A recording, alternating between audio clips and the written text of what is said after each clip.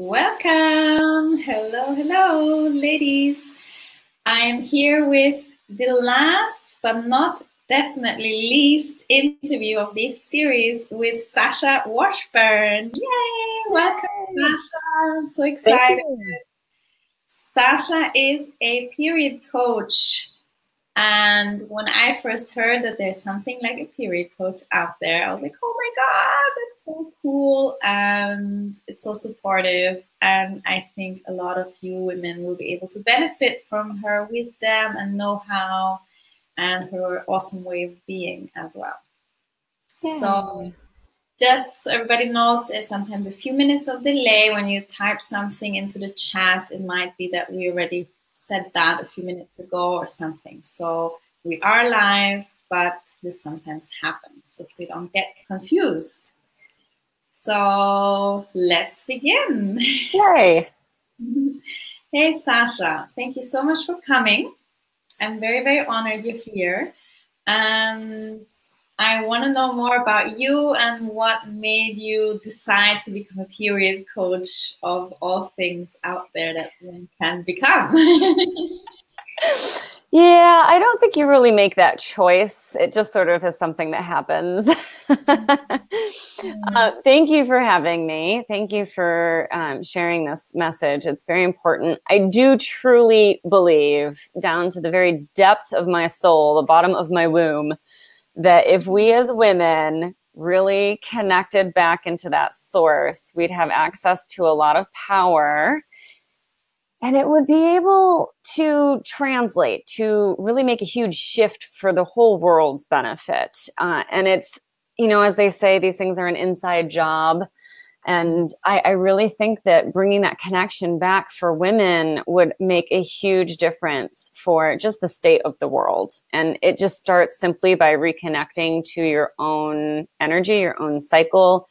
And my hope for the interview anyway is for you guys to really be able to see your menstrual cycle as a source of power and to start using it really for self-confidence, for self-knowledge, to just be able to trust yourself, to trust your body, and take that with you everywhere you go, because that's an unshakable bond that you can create. Yeah. That's amazing. I want it. Great. So how does one cycle affect the relationships? That was one of the topics that we also said for this interview, and I really can't wait to learn about that. Yeah, let's dive in.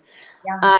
One of the things that I learned, so I suffer from endometriosis. It's one of those things that you don't heal it. It goes into remission, very similar to PCOS or even the typical estrogen dominant things like PMS, PMDD, PMT, whatever you want to call them, mood swings, acne, pain, all of these things, even the bloating and digestive issues are all things that you can actually manage through food, diet, lifestyle, these kinds of things. It's finding the thing that works for you. So as I was learning, one of the things I really learned was that the cycle has a lot of energy, a lot of power. The shifts in our hormones actually shift the brain chemistry and the way that our brain works. And when I started really using that knowledge, and aligning my life, my business, my relationships, everything with this, I really found confidence, what I would and wouldn't, like what I would not settle for, what I would be interested in doing, what I wanted, what I didn't want. I really found a lot of those things. And that's when I really realized that this cycle can be used to enhance relationships, not just with yourself, but really your relationships with anyone, from employees to significant others, husbands, wives, whatever, boyfriends, girlfriends, just dating in general, being a single lady. So I really enjoyed learning that. And then, of course, practicing it. So I feel we should break it down. We should just sort of start with the basics, right? So the menstrual cycle has 4 phases. Sometimes you see it as 2, but I really see those 4 phases as being really distinct energy patterns. So the hormones shift in each of those 4 phases, and they each have a very clear energy for them. So I really like using the four seasons as well. And it just makes more sense for women, myself included. So the first phase, the easiest, is the menstrual phase. We all know this phase. It's the period. In a picture. Oh, yeah. Is that now a good time? Yeah? Yeah, absolutely. All right. Fingers crossed. Yes. Awesome. Wow. So this is a picture, which also you guys can have, download it, print it, stick it on your refrigerator, and then send me a picture, because I love getting pictures of this on people's refrigerators. Oh, hi, we have a chat box person. Hello, Kamani. Hello. So anyway, here we go. The 4 phases. The menstrual phase is the easiest one to start with. So that's where we generally start. Also, it's day 1. So oftentimes you'll see day 1 of your cycle. It's the first day that you get your period.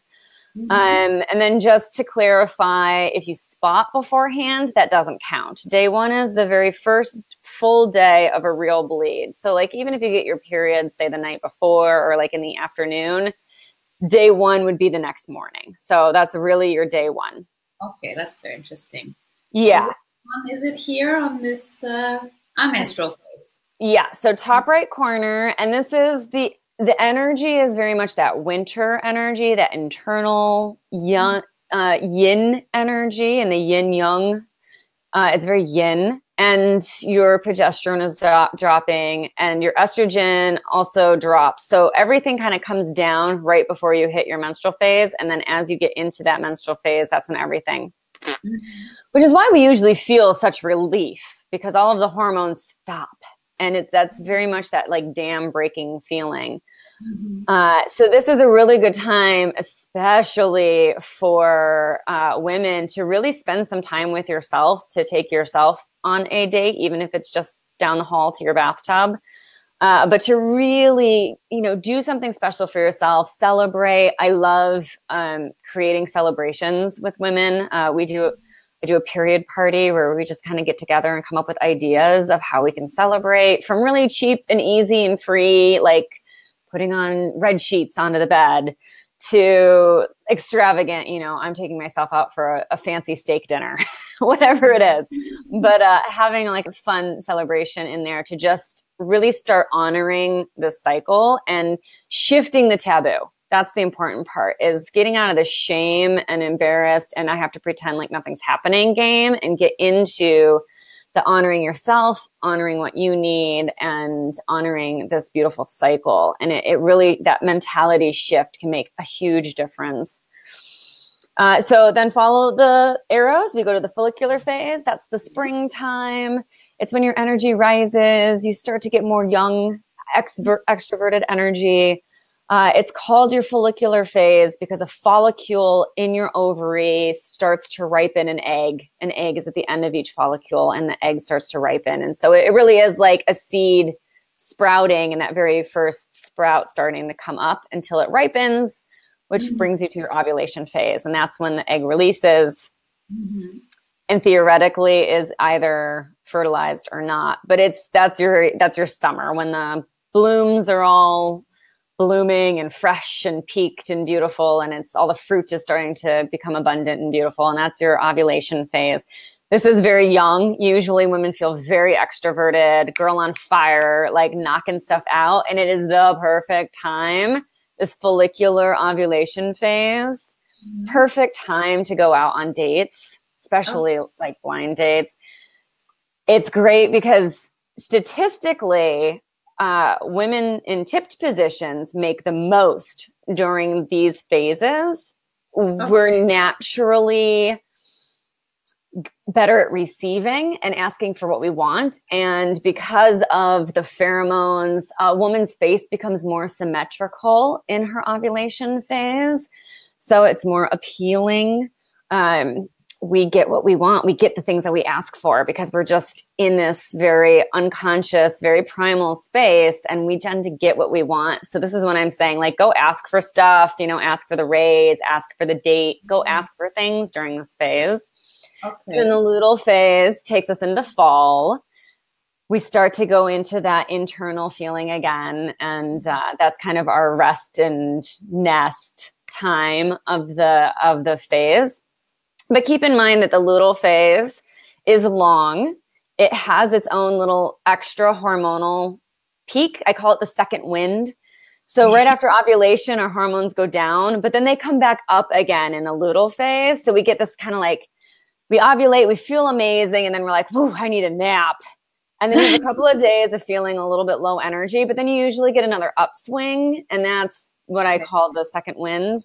And then you go into the couple of days before the period where it's most people are just like, okay, I need to be alone. I need to be quiet. I need to just rest. And then the only other thing I want to say about the luteal phase is that women often call it PMS. PMS is not a phase. It is a hormonal imbalance, not a phase of the cycle. So PMS is it is common, but it is not normal. It's not what's supposed to happen. So while we commonly refer to the week before our period as the PMS time, it's actually a hormonal balance, not a phase of the cycle. So I just wanted to make that a little bit clear. Okay. I hope this helped to see it. So in a relationship, which would be the best phase to, like, I don't know, mention like a big problem or something you want to solve? Oh my God. The dirty socks principle. Okay. Okay. If you want to melt the picture away, you're welcome to. But the dirty socks principle is actually the 4 phases of the cycle. It's like the perfect way to approach a problem. So I think we know that in our luteal phase where PMS does exist, that we're very aware of problems, shall we say? Things that are bothering us, maybe, perhaps.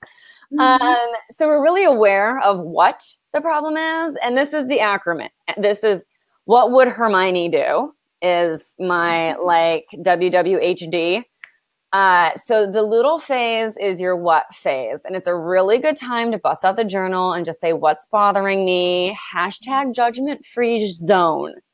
Okay. Don't judge yourself. Just write it down. Judgment-free. Just get it out of your head and your heart and onto the paper. When you go into your menstrual phase, it's the perfect time to start talking about why. So again, bust out that journal and start writing down the why. And here's where my dirty socks principle comes in. So in the luteal phase, we're very clear that when our partner can't get their dirty socks into the dirty clothes bin, the hamper, whatever you want to call it, we want to murder them with a rusty spoon. Maybe that's just me, but murder is generally one of the options. So we're very clear of what is bothering us, right? You know, my partner's a slob. It's making me crazy. Oh my God. But we don't do anything about it. I know we do. We usually lose our minds, but don't do anything about it. Just, okay, write it down. When you go into your menstrual phase, the way that your hormones shift your brain, your actual logic and creative mind, your synapses between the 2 hemispheres are firing the most. So you're really very objective during this time. You're very creative. You're very logical. You can actually see things objectively. So it's a really good time to talk about why. So why is your partner's inability to get the dirty socks into the hamper creating murder, right? It's because you're not feeling respected. You're not their mother. You're their partner. Even if laundry is part of your like relationship agreement, that doesn't mean that you have to pick them up off the floor. Like some basic respect, right? So that's oftentimes what it comes up as. So then in the follicular phase, you move into the how phase. Again, your hormones shift, your brain chemistry becomes really good at problem solving. So now that you can objectively see what the problem is, it's not that your partner's a slob, it's that you're not feeling like a respected part of a partnership. You can go, okay, so how do I talk to my partner? And this is where I hope that you will use these powers for good and not evil. because this is a really good time of the month for you. You're really good at seeing how to get things done, and you can be really manipulative. So you can really see, like, how does my partner hear things the best? Is he more responsive when we're hiking, he or she?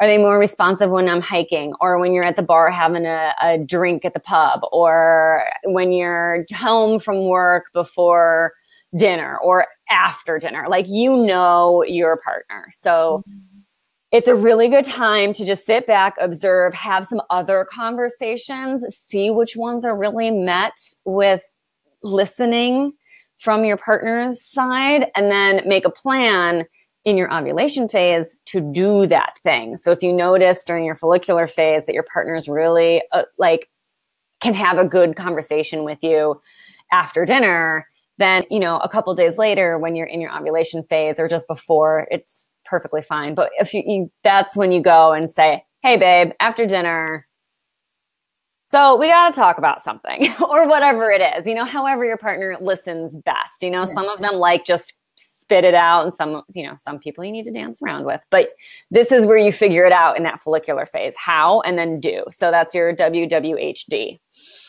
the dirty socks principle. Dirty socks principle. Okay. Yeah. Thank you. I love that. Yeah. And it applies to anything. I mean, you can really take this to any kind of problem. I've coached women with businesses through this process, with employees, just having problems with employees that they needed to work through. And of course, realizing that the problem was rarely the employee. It was almost always a miscommunication. And so actually I can think of one specifically where she was just kind of like, the turnover in her business was constant. And we got her down to actual staff that she loved, that she promotes now in her own business, and has no more turnover. So it's a very effective system. It just needs to be implemented, and it works for everything. So, great. Yeah. So you like talking to employees in your, your phase, in your luteal phase. Yeah, and anything. The Rusty Spoon, I like that one. Like, good to know. Very, very good to know. Yeah. Thank you so much. Yeah. So I'm a little bit out of track always with my period. What is the benefit of keeping track of your periods or your cycle? Yeah, excellent question. You can't do any of this if you don't know what phase you're in, right? Yeah. So the most important thing is to know what phase you're in, and that you do through charting. So I actually have my chart here, which I'm happy to share with you, but we've created a charting mandala. It's a beautiful, we're actually working on the 2018 version, which will look a little bit different than this, but it's the same idea. It's this beautiful fan. And we connect the moon phases, your energy, your cervical fluid, which helps to tell you when you're ovulating, your basal body temperature, which helps to tell you when you're ovulating, symptoms, moods, how you're eating, all of these things. So you can see how they all really interact together. And that helps you use your cycle as a diagnostic tool, because you'll know when something's offline before anyone else will if you're doing this every day. And you're just it takes 2 minutes to sit down and do this once a day. And I mean, I live chart on my Facebook page most days when I'm doing it. And I think when I'm making up time, it takes like 15 minutes, but usually I'm like 5 minutes between the time I hit start and the time I'm like, okay, bye. And that's talking. So it really takes no time at all, but you will see what phase you're in, and you'll be able to start seeing how things all evolve together. And it's really beautiful. And I'm not against using apps, but I really am a pen and paper, or in this case, colored pencil and paper person when it comes to charting, because you can see everything all at once for the whole month, and it's easy to flip through. So it's like, if I wanted to look at this and go, okay, well, I had my cycle on day 26 for X amount of months in a row, and then, oh, this one was 30 days. I can really see easily all of the components to that. So you can see everything, body, mind, soul, you know, really using your body to chart and to check in. It's so much more interactive than just putting your data in an app and letting that app spit back information to you. It doesn't know. It doesn't know your body. It can guess. It can guess and say, oh, well, you're probably ovulating now. But if you're doing the hand charting, you know you are or not. So I think it makes a big difference between using an app and using a chart. Yeah, I can much more imagine myself using a chart as well, because I've used apps and it just doesn't happen. And also it's just not something juicy for me that I feel inclined to do. And I don't even know, how do I see the last months and it all, you know, like, what am I putting it in for? Yeah, you just can't see all of the data. And if you can't see all of the data at once, you cannot connect the dots. Yeah. It just can't be done. And they're awesome. And there's some that give you feedback and ideas and tips like, oh, eat this, or, oh, try that. But at the end of the day, you can't really see everything. And you should be, as you chart and put your data in for the day, taking a look back. What did this time last month look like? And it's so much harder to do that on an app. And let's be real, we're not going to do it. It's so much easier if all I have to do is flip the page. So we're much more inclined to actually learn and digest that information when we're looking at it than if we have to do steps to go do it. So thank you. Thank you so much. Totally. So how you've already mentioned foods, like how can I influence my cycle positively? How can I have a better experience? Yeah, absolutely. So one of the things that I came across in all of this hormonal research was that different foods can either help your hormones or hurt your hormones, which I think is not that unfamiliar. Like, we know sugar is not a good idea and it's not good for our lady hormones. And we know that caffeine's not good for our lady hormones. But we don't really know what to replace those things with, or that there's a lot of amazing food that can actually help with your hormonal balance. So one of the things that I really love to do is encourage women to eat with their cycle. So that graphic had some food suggestions for each phase of the cycle. And you can just pick one and say, all right, well, this month I'm going to add in mushrooms because it's on here and it's this phase and I'm in it, and why not? Or whatever. But it really helps signal to your body as well. Like when you're doing something with intention, it really helps your body to signal, you know, this is where we are. This is what's going on in our body and our cycle. It brings your body into a energetic state of balance. And then as you're eating foods that are cellularly balancing, you're really bringing yourself into more and more balance every time. So a lot of the times, and when I work with clients, we never start with taking stuff away. We just start eating in tune with our cycle. And we find that things start to work better.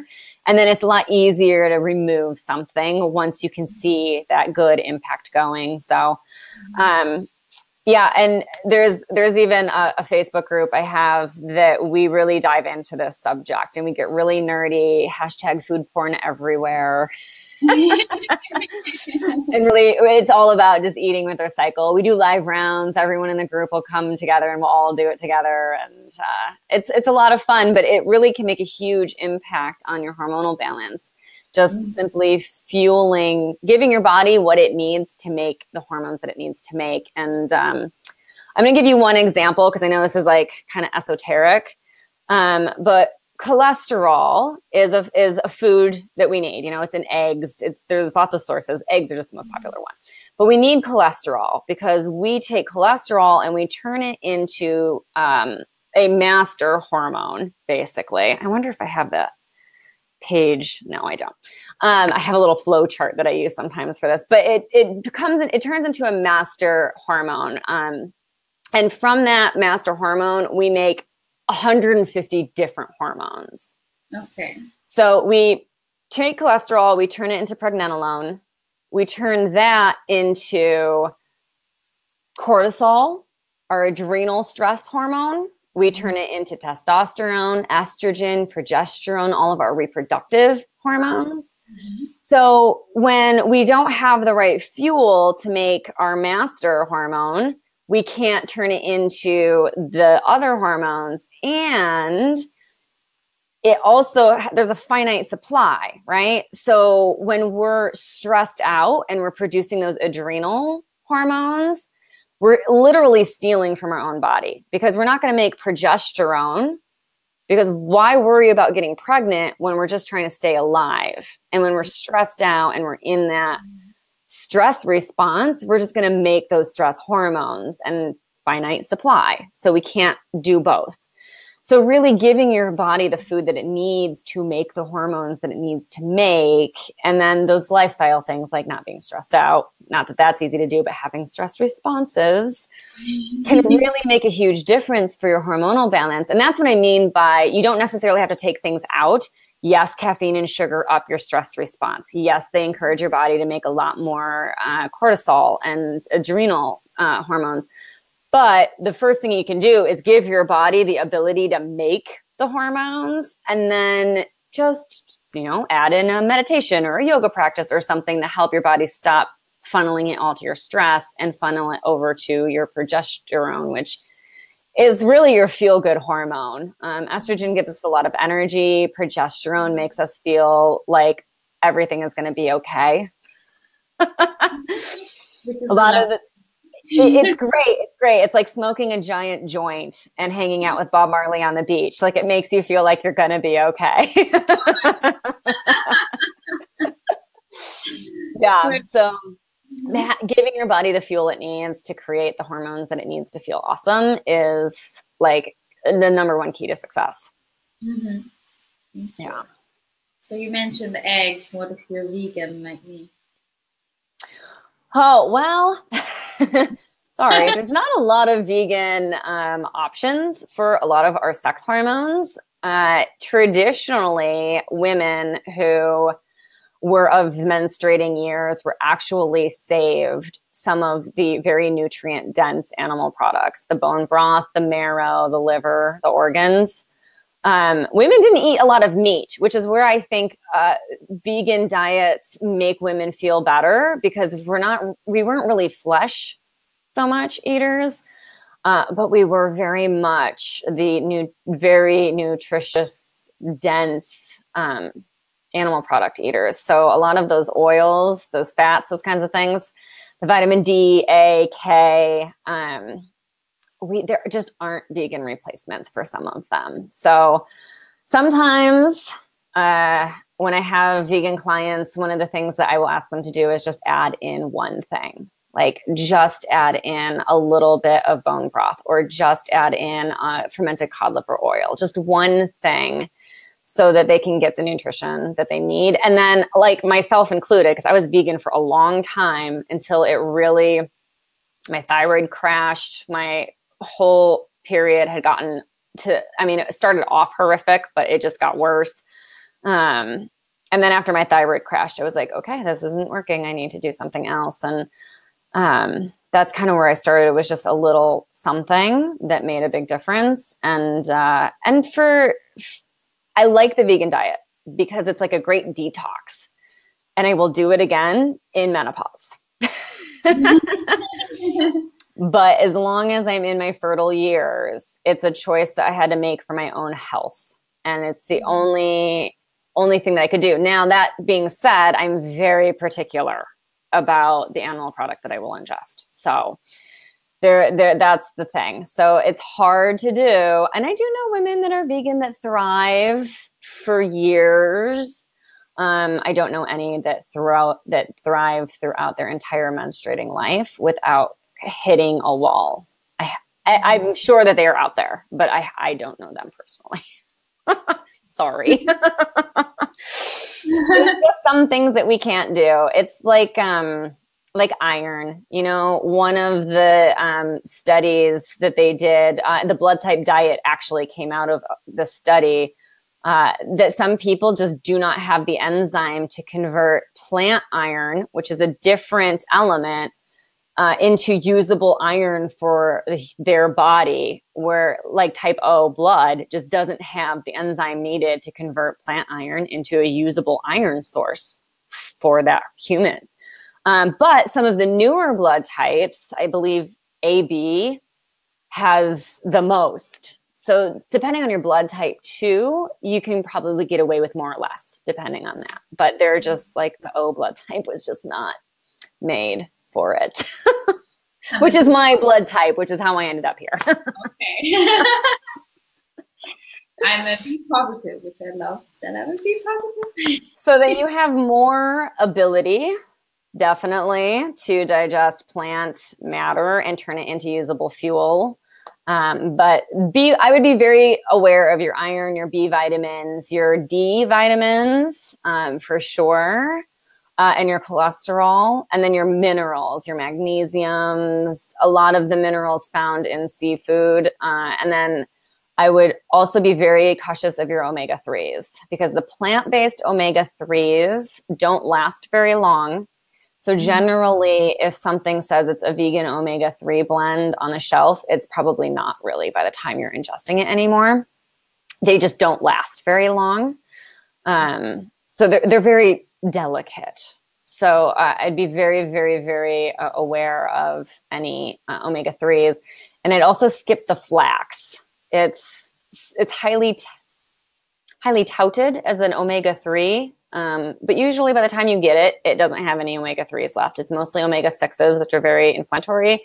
And it's got phytoestrogens in it, which can mimic the estrogen overload in the body, which leads to a lot of PMS, mood swings, sore boobs, bloating, acne, feeling blah, that kind of thing. So I would definitely avoid that flax as an omega-3 source if that's one of the options. It's a very popular one. Again, I did it for a long time. I've made all of the mistakes for you.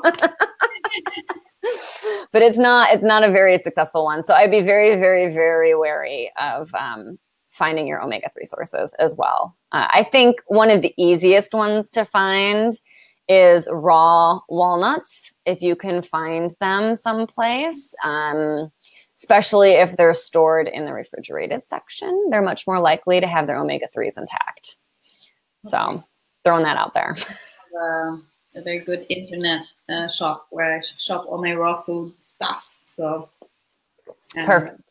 And they always say how fresh it is and everything. So yeah, good. Yeah, know your sources. Oh my God. And that's true for everything. Like if you're eating it, know your source. That's really what it comes down to. Because be it vegan or animal product, you need to know your source, because either way, you can end up doing more harm than good. It's the same thing with like the omega-3, omega-6s. You know, people will be like, oh, we've got lots of omega-6s in this, and vegetable oil is amazing. There's no trans fat. There's no saturated fat. It's so super freaking good for you, but it's terrible for you. Okay. Vegetable oils are super inflammatory for the body, which is it's probably one of the biggest problems that women have when they're suffering from any hormonal based issue, fatigue, brain fog. I mean, forget the common ones, just feeling like you're not worth it, feeling like you're not good enough, feeling like you don't know what the hell you're doing, like all of those feelings of inadequacy, giving up, wanting to start all over. Those are all very clear hormonal imbalances. And they're all part of that inflammatory system in the body. And and that goes for animal products too, because if you're purchasing animal products from sad conventional animal farms, you're ingesting inflammatory foods. But when you're ingesting animal products from a really good source, from a happy farmer with happy animals, that is actually a healing product. So it goes for both ends of the spectrum. It really can't be said enough. Know your source and find yourself worth it to be wary of your source and invest in yourself. Mm-hmm. Yeah. Thank you. And you also offer something about foods, right? Yes. For us, that we can get a little bit more clarity on that. I'm just going to put that up in the chat now. And for those watching the recording, I'll of course send you the link with the link to the recording.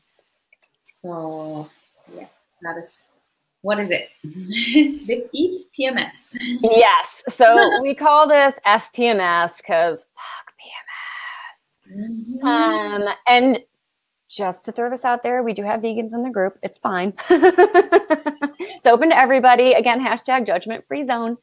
And it really is all about putting these things in. There's lots of support if you do want to cleanse something out. Like if you decide I'm going to give up sugar for 4 weeks just to see how it goes, there's lots of support.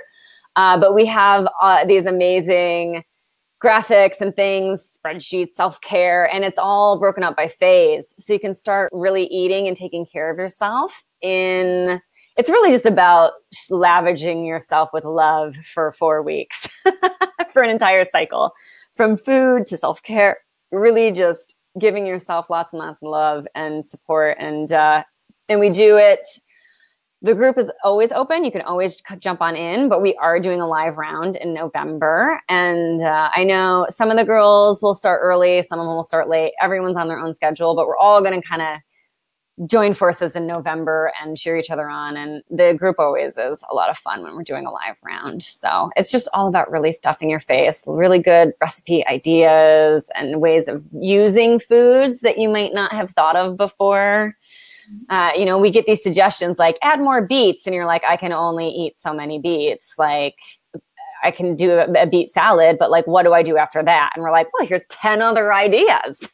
And it's like, oh, okay, I could do a lot, So it's really just about expanding. I like to say it's a group where you get your kitchen witch hat on and just go make magic for your body and for yourself. And it's easy because you don't have to worry about the family. They'll not know. I mean, you're basically taking the same things that you would otherwise be eating, but you're rearranging them and you're trying new things. So it's like, even if you're cooking for a family, they usually don't even notice. Sometimes it's like, oh, I made a pot of white rice for you guys, but I'm going to just have some, brown rice, or I'm just going to skip the rice today or something. But like, usually they don't tend to notice, and it's not designed to break your budget. There's no supplements. There's no, like, you have to go buy this extra stuff. We do encourage women to maybe give themselves the upper crust of foods. Like, okay, well, if I normally buy the like whatever version, I'm going to get like the organic version of it for this month. So sometimes women do take this opportunity to indulge themselves a little bit. And I think if you're going to do it, this is the time to do it. But we're there, the group's there. So once you jump in, you're in for life. Yeah, it's also a nice time now in the coming winter here anyway. I don't know where everybody is, but yeah.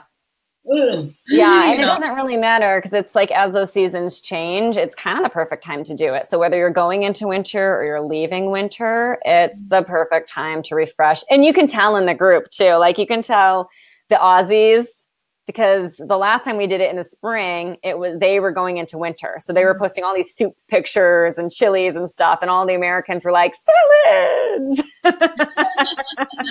You can kind of tell where people are just based on the foods that they're eating in there, which is fun. Great. And, but also what I want to say, you have a free gift about food where people can find out more about the food thing as well, right? Yeah. So that month of menstruation graphic is going out to you guys for free. And then there's also a top 8 foods to defeat PMS. So 8 foods that I really like that are really supportive for the body to help stabilize those moods. And sometimes that's all it takes is adding in a couple of those. And I'd love if that worked. And then sometimes you need to dive in deeper, and that's where you come and hang out with us in FPMS. Yeah, great. And you start on the 1st of November? Yeah, that's when most of us will be starting. I'm starting. A couple of the other women are starting on November 1st. So most of us will be starting on November 1st. But some women like to do it with their cycle, actually. And they like to not start on their period because that's kind of an overwhelming start point, but to start in their follicular phase, actually. So they wait until they get their period. And in the last few days of your menstrual cycle, usually we feel like really energized. And so that's what they take as their prep days. So those couple last days of the menstrual cycle, they prep, go grocery shopping, get whatever they want, and then they start in their follicular phase. So, which I totally support as well. Okay, great. Thank you. Exciting. Absolutely. Yeah, it's a lot of fun.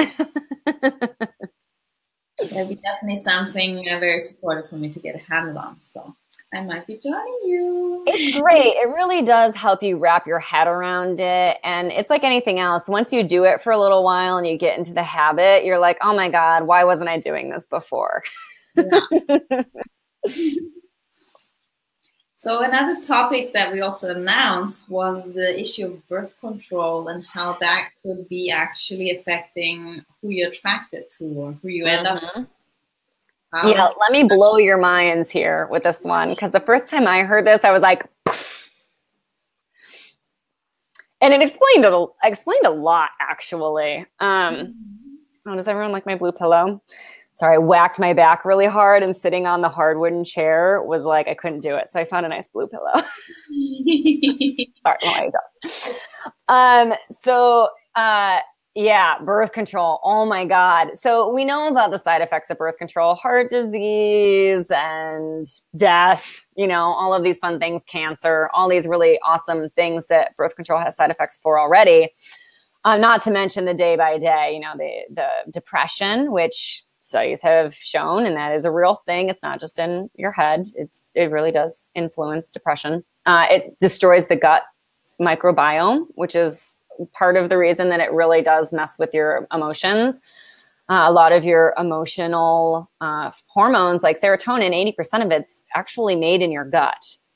So if your gut's not working right, how could you be happy? You can't, right? So birth control does do that. So if you're on birth control, the very first thing I would say is start eating fermented foods, get your probiotics on, go hit up Trader Joe's and buy some sauerkraut or something, but go get some really good fermented foods. But then the next thing is it actually puts your body into a false pregnancy or a false menopause. The hormones that it's pumping, so it puts your body's natural hormones into a state of menopause. Like your body sort of shuts down, which is why most women lose their libido during this time.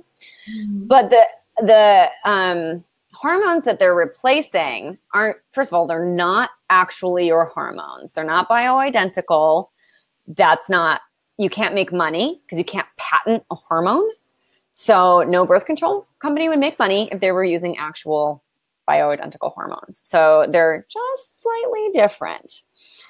And then on top of that, they make you feel like you're pregnant all month, except for that 1 week that you take off to have your period, if you do that. So you're simulating pregnancy and miscarriage every single month. Your body goes through, I'm pregnant. Oh my God, I lost the baby. I'm pregnant. Oh my God, I lost the baby. I'm pregnant. Oh, yeah. So obviously we're depressed. I mean, geez, what a mind to do to somebody. But that being said, we evolved as women so that when our hormones shift into pregnancy, to naturally be attracted to people who had more genetic similarities to us, because they would be our family members, our cousins, our brothers, our fathers, our family, to protect us. You couldn't necessarily rely on the person who impregnated you because you didn't know who that was then. But you could rely on your family to protect you during the pregnancy, to get you through the first few years of life with the child, to take care of you. So you were attracted to similar genetics because they would take care of you, and you were pregnant. So it didn't matter, it didn't matter because you were pregnant. So you were just more attracted to people who were similar genetically. When you're not pregnant, you're attracted to people who are genetically dissimilar. So get away from your genetic code, because your body makes the best baby when you're way opposite ends of the genetic spectrum, right? So you have a healthier, stronger, more attractive child when you're genetically opposites. So when you're not pregnant, you are really interested in genetically opposite people. So a lot of women are on birth control and they're dating and they're attracted to somebody, and then they get married and then they decide to have a baby and then they get birth control, and then they're like, oh my God, I am not attracted to you at all. And it's because of that false pregnancy hormonal cycle. And then you go off of the birth control and your normal hormones start to kick in. And it's like, wow, I have no libido for you anymore. And it's this very weird place to be at. Now you can totally bring that connection in, and you're married, and it's, you would rather save the marriage. So you can really do a lot of practices. Relationship coaches are great for this, and having somebody who will, work through these issues and get your hormones back into balance so that you can trust yourself and get your libido back on track. Because a lot of the times when you come off of birth control, you have no libido from that horrific cycle. And it takes 3 to 6 months for it to fully get out of your system, unless you're working with somebody who will help you transition off of birth control. But if you're just on your own, it takes about 3 to 6 months to get that birth control out of your system. So you're just a mess for like half of a year before it starts to get back together. And if there was a hormonal imbalance in the first place, like if you went on birth control for any reason other than birth control, which 90% of us do, that's still there. It didn't go away. Birth control doesn't fix that. It's still there. So really, if you're on birth control and you want to come off of it, I highly recommend contacting somebody like myself or a hormonal balance coach, wherever, anywhere, and help get off of it safely. And if you're in a marriage and you want to come off of birth control, I highly recommend talking to a relationship coach and a hormonal coach so that you can keep that connection alive with your spouse, because it's disturbingly large section of the population that had this come up, this hormonal birth control thing. Yeah, it's crazy and a little creepy. Yeah, it's a bit creepy. It gives me goosebumps. It makes me very concerned and think about my past. I know, right? I used the pill, but I used to use the Nuva ring. For contraception. Oh yeah, I was on the birth control for a long time, and I think back to my partners, and I'm like, oh yeah, I guess that makes some sense now. Wow, and how interesting how we're genetically attracted to people similar to us when we're pregnant. Makes total sense, for our survival and our baby survival. Yeah, it was total survival. It's just a survival thing. But, modern civilization is a blink of an eye in the timeline of our evolution. So we have no evolving ability around this issue right now. Wow. Yeah. Wow. Very interesting. Thank you. Yeah, mind blown. My mind's blown. I don't know what to say anymore now. I know. It's so weird. And it just, the first time I heard that, I was like, I am kind of skeeved out right now. But it makes a lot of sense. It's like, that I don't, like the first time I heard that, I'm like, yeah, I totally 100% believe that. Mm-hmm. I can see it so clearly in so much of life that it makes total sense. So total sense. Yeah. Also with the explanation and everything. Yeah. Thank you. So I just want to ask again about the chart. Mm-hmm. Yeah. Chart also in your program that's starting now-ish? Oh, yeah. Mm-hmm. It's part of that as well. Yeah. It doesn't matter what you sign up for with me, you're getting a chart. It's the most important thing. It's why I give it away for free. It's why there's a free version. It's a 1-page version. Again, we're working on the 2018 freebie as well.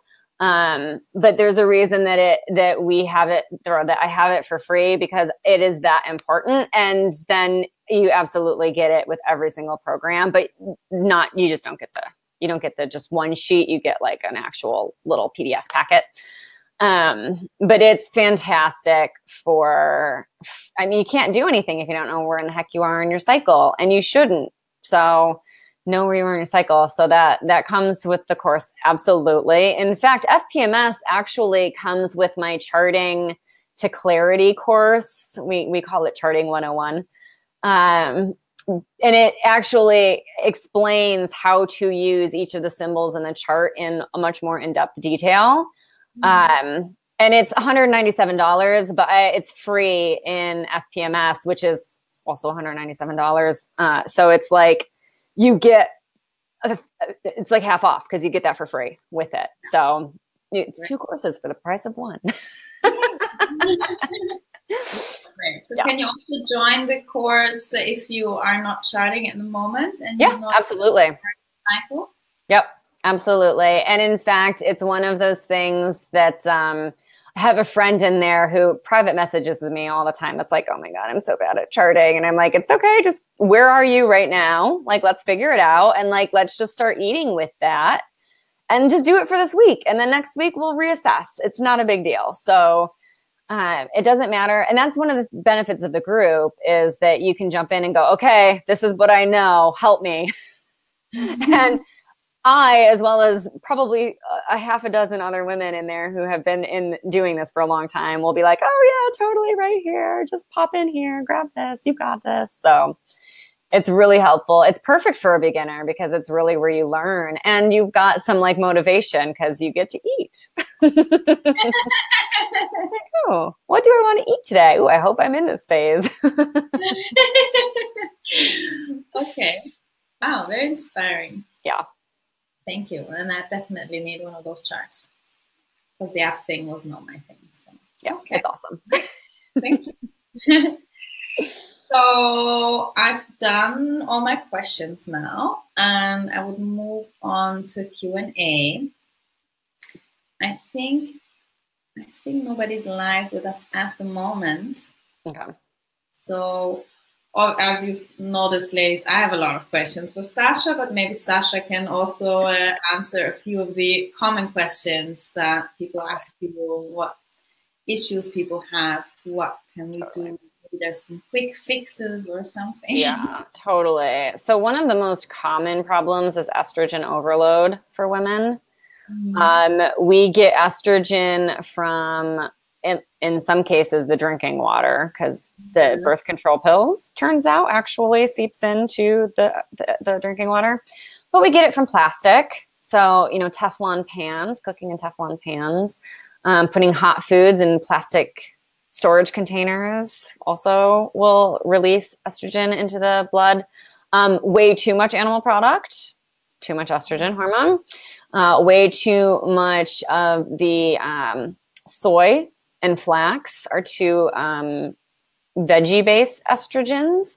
So soy is probably one of the number one contributor to over estrogen, and it's in everything. Like, you don't just have to give up tofu to give up soy. It's in freaking everything. So that's another reason that I really like FPMS, is it's a way of getting away from all of the processed packaged foods and helping reduce the estrogen load.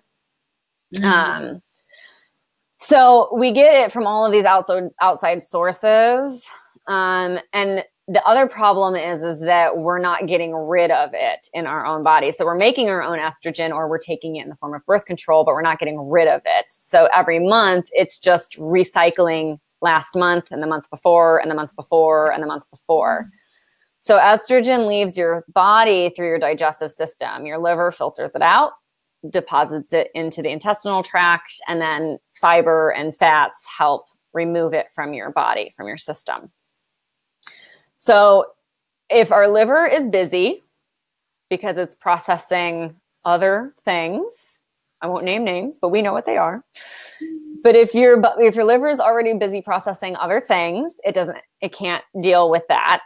So it'll just stay in your bloodstream, or it will put it into it'll get rid of the estrogen, but you don't have enough fat, good healthy fats or fiber to get rid of it. So, two things that solve like 90% of hormonal issues, at least like take a layer or two off of the hormonal imbalances, is adding really good fats like coconut oil, grass-fed butter or ghee, like really healthy, high-quality fats, and really good fiber. So buckwheat, chia seeds, these kinds of really high-fiber foods, of course, salads, fresh greens, those kinds of things are really helpful for that as well.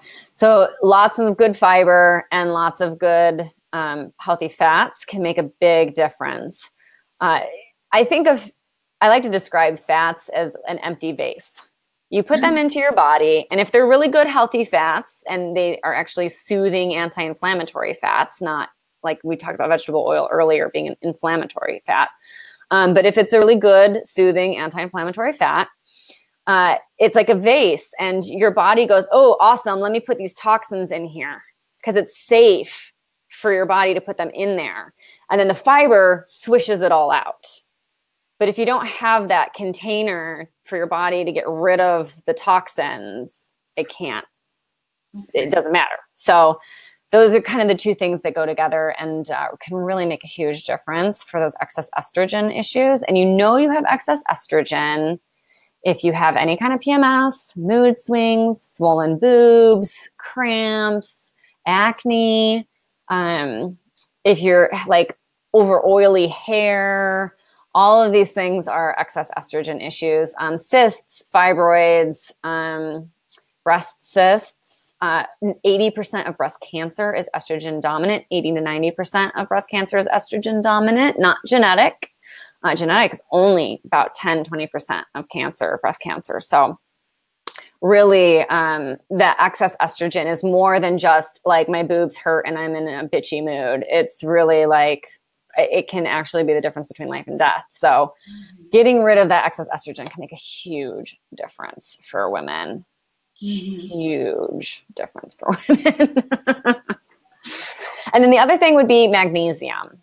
A lot of the problems that women have can be alleviated with really good magnesium. So my favorite form is take a bath and soak in some magnesium, Epsom salts or magnesium flakes, 20 minutes in kind of warm, not scalding hot, but warm water. So my thing is getting like a really, really hot bath and just like hanging out until it cools down a little bit. And then I pour in a bunch of Epsom salt and then just really spend like the next 20 minutes enjoying that and soaking up the magnesium.